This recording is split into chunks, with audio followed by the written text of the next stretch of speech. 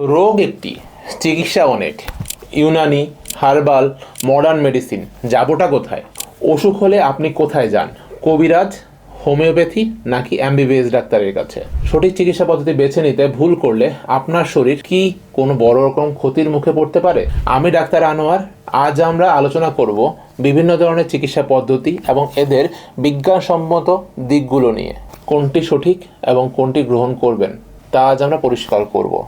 Modern medicine মানে allopathy, এটি evidence based বা প্রমাণিত চিকিৎসা। যে কোনো জটিল রোগ বা ইমার্জেন্সিতে এর বিকল্প নেই।